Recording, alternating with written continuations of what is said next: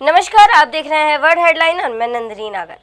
कुछ दिन पहले संभल के सीईओ अनुज चौधरी का एक बयान वायरल हुआ था होली के समय को लेकर। जुम्मे के दिन होली पड़ रही थी, उस समय के बीच जो संभल के सीईओ अनुज चौधरी का बयान वायरल हुआ था वो तो आप सबने देखा ही।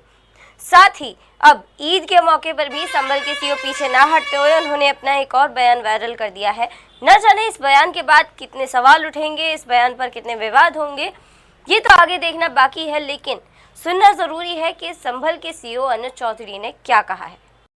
मैं उस चीज को दोबारा नहीं दोहराना चाहूंगा अगर भाई मैंने क्या कहा था, पर किसी भी एक आदमी ने यदि मेरा वक्तव्य इतना गलत था तो वो उसे हाई कोर्ट में, सुप्रीम कोर्ट में क्यों चैलेंज नहीं किया, मुझे सजा करवाते। यदि मेरा वक्तव्य इतना गलत था, क्योंकि मैंने कुछ गलत मतलब हर चीज दोनों धर्म के लिए बराबर बोली और यही उद्देश्य रहता है हमेशा। अगर भाई हम अपने जहां हम रहे, हम वहां कोई इस तरह की शांति व्यवस्था भंग ना हो, तो आप सब विश्वास के साथ रहें। भाई ऐसा कोई किसी के साथ कुछ वो नहीं होगा, पर हर आदमी को अपना अपना अधिकार है। पर आप यदि ईद की सिवैया खिलाना चाहते हो तो आपको गुजिया भी खानी पड़ेगी, या गुजिया खाओ हम ये सिवैया, तो दोनों पक्ष खाओ। पर यहाँ गड़बड़ हो जाती है जहाँ एक पक्ष खाने को तैयार, दूसरा खा नहीं रहा, तो यहाँ भाईचारा खत्म हो जा। हम स्पष्ट मतलब बोल रहे हैं या कुछ भी रहे, तो ये चीज नहीं है। हम नेतागिरी नहीं कर रहे ना, हमें नेतागिरी का हमारा कोई इरादा है कि हम नेतागिरी करेंगे। तो जैसा कि आपने सुना कि संभल के सीईओ अनुज चौधरी कह रहे हैं कि अगर आप दूसरों को अपनी सेवैयां खिलाना चाहते हैं तो आपको गुंजिया भी खानी पड़ेंगी। सवाल ये उठता है कि आखिर संभल के सीईओ अनुज चौधरी ने क्या ये सोच रखा है कि उन्हें हर त्योहार पर हिंदू मुसलमान के बीच कोई ना कोई बयान देना है, कोई ना कोई विवादास्पद बयान देना है।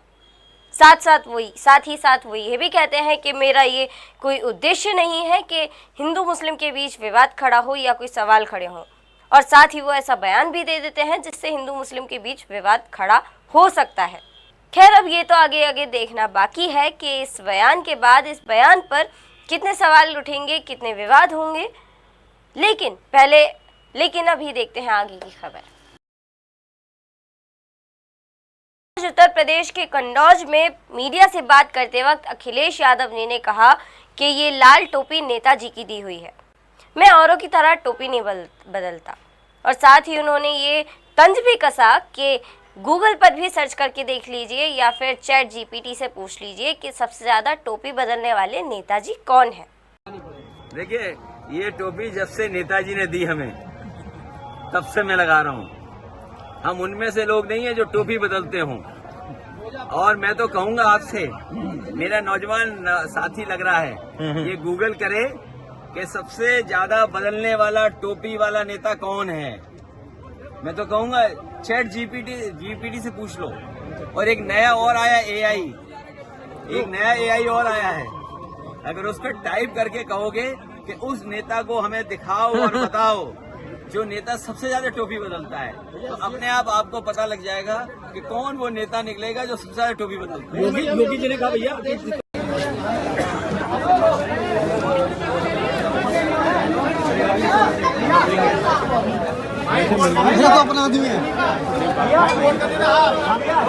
जहाँ कुछ वायरल वीडियोस में एक शराब की दुकान के आगे बहुत लंबी भीड़ दिखाई दे रही है और शराब के लिए मारामारी करते हुए लोग दिखाई दे रहे हैं। वीडियो नोएडा की बताई जा रही है।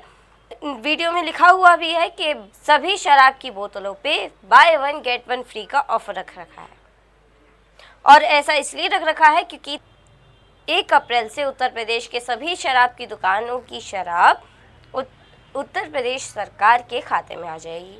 ऐसा क्यों हो रहा है ये तो आगे बताएंगे। इस बात पर दिल्ली की पूर्व सीएम आतिशी सिंह का बयान आया है, जिसमें उन्होंने कहा है बाय 1 गेट 1 फ्री का ऑफर करने से भ्रष्टाचार को बढ़ावा देता है, ऐसा बीजेपी वाले कहते थे, लेकिन अब खुद उनके राज्य में ऐसा चल रहा है। तो इस पर बीजेपी वालों की क्या प्रतिक्रिया होगी, ऐसा सवाल करती हुई आतिशी सिंह नजर आई। सुनिए उन्होंने क्या कहा। अधिक बोतल फ्री मिल रही है, आपने इसको जो मुद्दा बनाया, क्या कहना चाह रहे हैं? भारतीय जनता पार्टी शासित उत्तर प्रदेश में अलग अलग शहरों में, चाहे नोएडा हो, चाहे मेरठ हो, चाहे मुजफ्फरनगर हो, पूरी सोशल मीडिया पे वीडियोस वायरल हो रहे हैं कि शराब की दुकानों पर भीड़ लगी हुई है, मारामारी मची हुई है, स्टैम्पीड हो रहा है। क्यों? क्योंकि by one get one free में एक शराब की बोतल के साथ दूसरी शराब की बोतल भारतीय जनता पार्टी की सरकार, योगी जी की सरकार फ्री दे रही है। हमने सोशल मीडिया के वीडियोस पे देखा कि लोग एक दूसरे के ऊपर चढ़ रहे हैं, कूद रहे हैं, दुकानों में भाग भाग के घुस रहे हैं फ्री शराब की बोतल लेने के लिए। तो मैं भारतीय जनता पार्टी से ये पूछना चाहती हूं कि क्या भारतीय जनता पार्टी उत्तर प्रदेश के लोगों को, आसपास के राज्य के लोगों को शराबी बनाना चाहती है क्या? मैं भारतीय जनता पार्टी के केंद्रीय नेतृत्व से पूछना चाहती हूं कि क्या योगी जी आपकी सहमति के साथ by one get one free, एक बोतल शराब के साथ दूसरी बोतल फ्री देना आपकी सहमति के साथ कर रहे हैं? तीसरी बात, अगर सहमति के साथ नहीं कर रहे तो क्या भारतीय जनता पार्टी सड़क पर उतरेगी, उसका विरोध करेगी? और चौथी बात, भारतीय जनता पार्टी ने तो कहा था कि एक बोतल के साथ एक फ्री का मतलब है भ्रष्टाचार, उसका मतलब है कि कोई बहुत बड़ी धांधली हुई है। तो कब योगी जी के ऑफिस में सीबीआई की रेड पड़ेगी, ईडी की रेड पड़ेगी, ये हम भारतीय जनता पार्टी से जानना चाहते हैं। साथ ही दिल्ली की नवनिर्वाचित सीएम रेखा गुप्ता दिल्ली की सड़कों पर नजर आई और साथ ही उन सड़कों पर नजर आई जिन सड़कों पर मेट्रो पुल के पिलर्स हैं। जी हाँ, मेट्रो पुल के पिलर्स पर उन्होंने जब पोस्टर्स लगे हुए देखे तो उन्होंने कहा कि ये हमारी दिल्ली की खूबसूरती को कम करते हैं।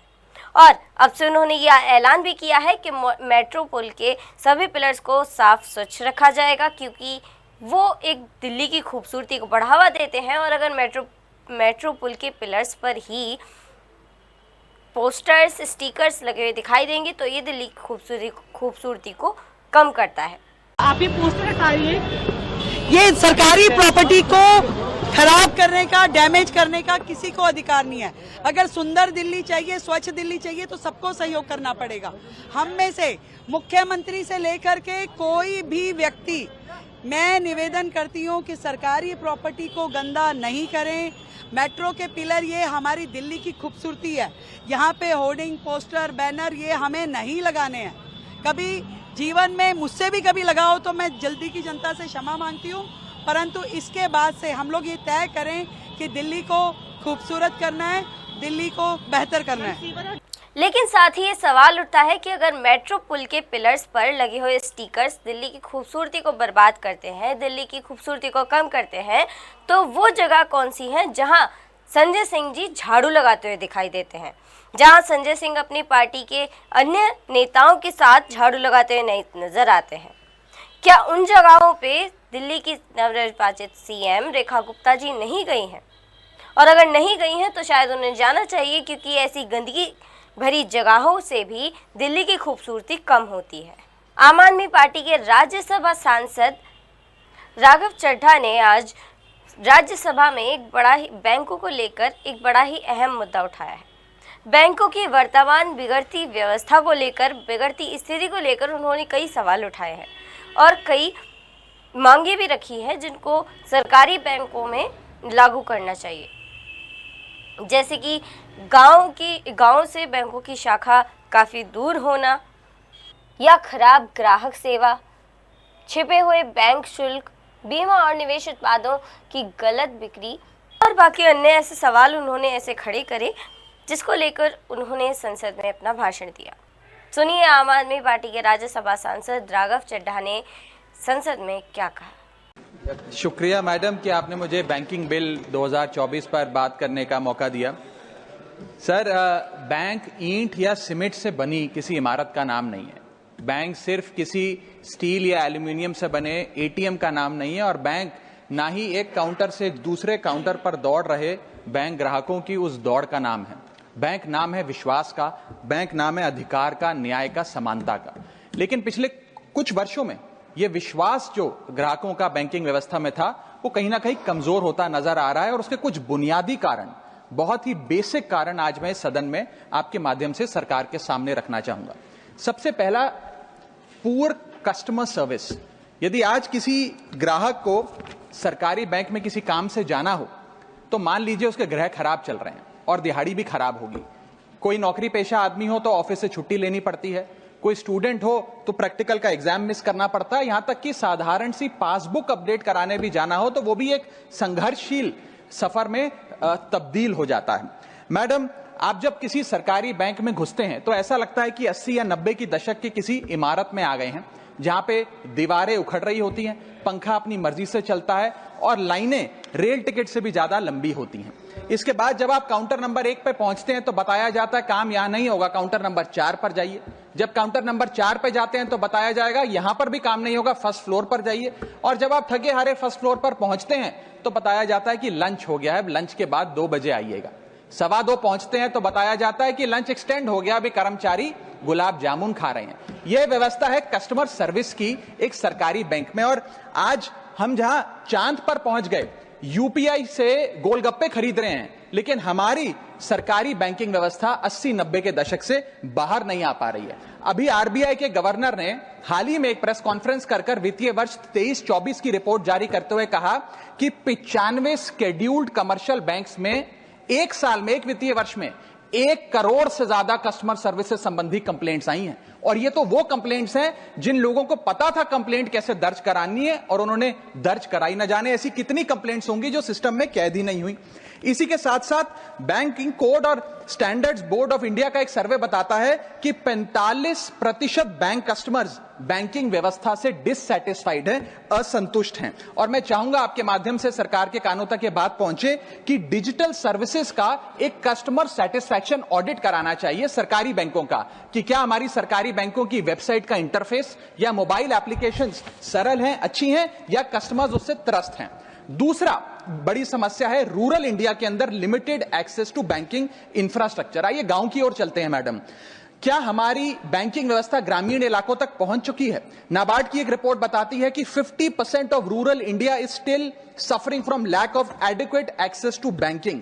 फाइनेंशियल इंक्लूजन इंडेक्स की आरबीआई की 2020 की रिपोर्ट बताती है कि ग्रामीण भारत में हर 100 में से मात्र 54 लोगों तक ही हमारी बैंकिंग व्यवस्था जैसे तैसे पहुंच पाई है और 30% से ज्यादा रूरल हाउसहोल्ड आज भी ऐसे हैं जो पूरी तरीके से अनबैंक्ड हैं। और मैम, बैंकिंग की ग्रामीण इलाकों में अगर बात करें तो बैंकिंग व्यवस्था ने ग्रामीण इलाकों के साथ सौतेला व्यवहार किया है।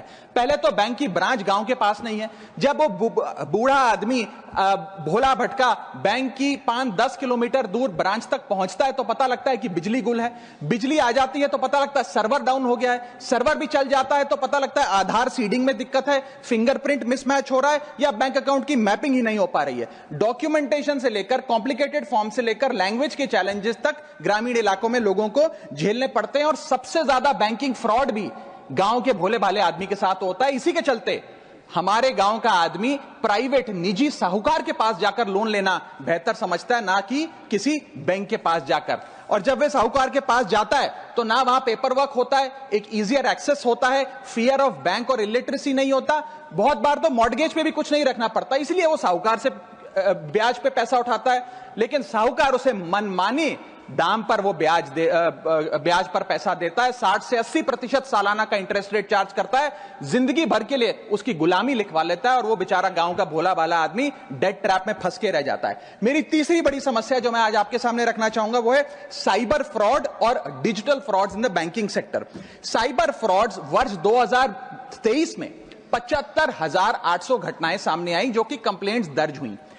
वर्ष 2024 आते आते 75,000 से बढ़कर यह आंकड़ा 2,92,000 हो गया, यानी कि 285% के बैंकिंग फ्रॉड्स की घटनाओं में इजाफा देखा गया और 2100 करोड़ रुपए लोगों के इस बैंकिंग फ्रॉड के चलते जीरो हो गए, शून्य हो गए, उनका नुकसान हो गया। और सबसे ज्यादा कंप्लेंट्स इसमें यूपीआई रिलेटेड बैंकिंग फ्रॉड्स की आई हैं। मैडम, मैं आपको बताना चाहूंगा कि मनी थेफ्ट के साथ साथ उतना ही जरूरी है डेटा थेफ्ट। जब आप बैंक को पूरे विश्वास के साथ अपना डेटा देते हैं, अपना पैन देते हैं, अपना नाम, एड्रेस, डेट ऑफ बर्थ, तमाम चीजें देती हैं, क्या बैंक आपके डेटा को सुरक्षित रख पाता है? क्या बैंक वो जाने अनजाने में या डेटा चोरी के माध्यम से वो सारा हमारा डेटा मार्केटिंग कंपनियों के पास, क्रेडिट कार्ड कंपनियों के पास, लोन देने वाले, फ्लैट बेचने वाले लोगों तक नहीं पहुंचता? एक रिपोर्ट के मुताबिक 2019 में एसबीआई के 3 million customer account data leak हो गया और तमाम बैंकिंग हिस्ट्री लीक हो गई।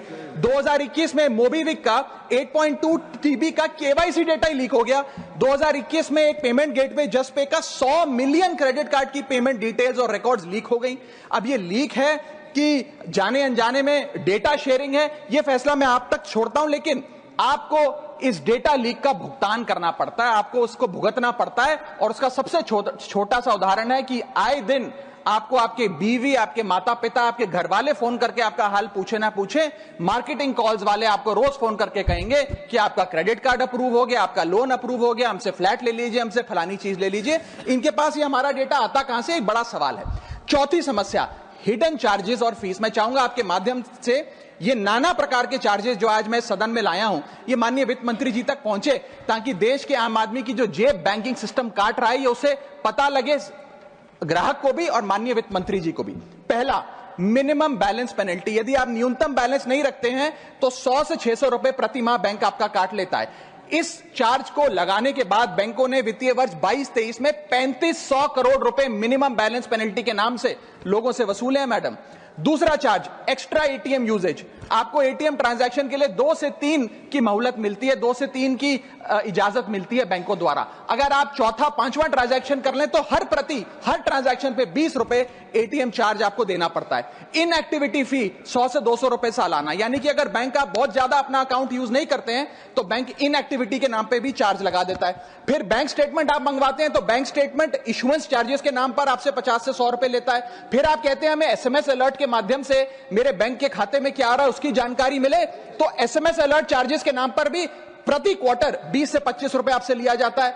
ऑनलाइन पेमेंट करेंगे एनईएफटी की तो ट्रांजैक्शन फी भी ली जाती है। जबरदस्ती आपको पहले लोन बेचते हैं और फिर उसके बाद लोन प्रोसेसिंग फी के नाम पर 1 से 3% लोन अमाउंट का काट लेते हैं। और जब आपकी किस्मत ठीक चल रही हो और आप समय से पहले अपना लोन बकाया जो है उसका भुगतान करने बैंक पहुंच जाएं तो loan pre closure charges, early payment penalty के नाम पर भी बैंक आपसे पैसा वसूलता है। साधारण सा सिग्नेचर बदलवाना हो, नॉमिनी की डिटेल्स बदलवानी हो, उस चेंज पर भी 200 रुपए प्रति ट्रांजैक्शन के नाम पे बैंक आपसे पैसा वसूलता है। और डिमांड ड्राफ्ट पे ऑर्डर बनाने जाएं तो 100 से 200 रुपए प्रति डिमांड ड्राफ्ट आपसे पैसा वसूलता ही वसूलता है। यानी कि कस्टमर्स की जेब काटी जा रही है और कस्टमर्स को पता भी नहीं लगता कि कितना पैसा बैंक इन नाना प्रकार के चार्जेस के चलते आम आदमी से वसूल रहा है। मेरा पांचवा और आखिरी point madam, insurance and investment product miss selling.